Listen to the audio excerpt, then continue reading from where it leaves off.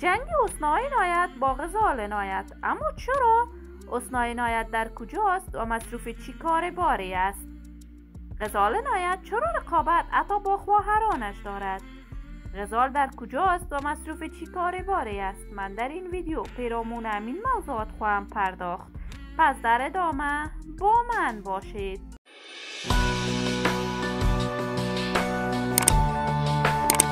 سلام، شما را خوش آمدید میگم به یکی دیگر از ویدیوهای جذاب کانال دنیا اینفو. برای حمایت از من علامت سابسکرایب را فشار دهید تا از ویدیوهای دیگر کانال من هم آگاه شوید. حسنی عنایت خواهر غزال عنایت یک تن از هنرمندان جوان، تازه‌کار و موفق کشور است که شهرت هنری خوبی هم دارد. حسنی با خانواده‌اش در سال 2010 به کشور کانادا رفت. حسنی عنایت برای ادامه تحصیلاتش به کشور هندوستان آمد و در رشته BBA تحصیلات خود را به درجه لیسانس به اتمام رسانید.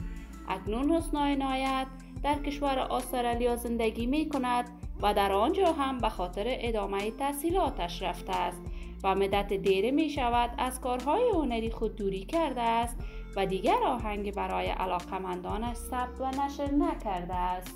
این روزها خبرهایی در صفحات مجازی دست به دست می شود که حسنی عنایت با خواهرش غزال عنایت درگیری لفظی انجام داده است که سرخط خبرهای رسانه‌های اجتماعی شده است. این همه در حالی است که غزال عنایت از شهرت هنری خوبی برخوردار است و همیشه آهنگهایش در میان مردم افغانستان گل کرده است.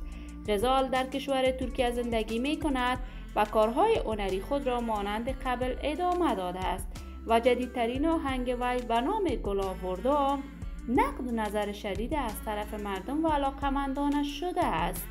ولی هر کس خودش می‌داند و تصمیمات زندگیش. ولی تاکنون غزال عنایت در مورد جنگ با خواهرش در صفحات مجازیش چیزی بیان نکرده است. من هم آرزوی موفقیت، سلامتی و کامیابی برای تمامی هنرمندان کشور خود دارم. دوستان نهایت عزیز، شما هم نظریاتتان را در بخش کامنت با من شریک بسازید. این ویدیو را با دوستداران و علاقمندان غزال عنایت و حسنی عنایت به اشتراک بگذارید. اگر تا هنوز دوست کانال من نشدید، پس برای حمایت از من علامت سابسکرایب را فشار دهید، ویدیوهای من را لایک نموده و با دوستان خود به اشتراک بگذارید. سلامتی شما عزیزان آرزوی من است. تا درودی دیگر، بدرود.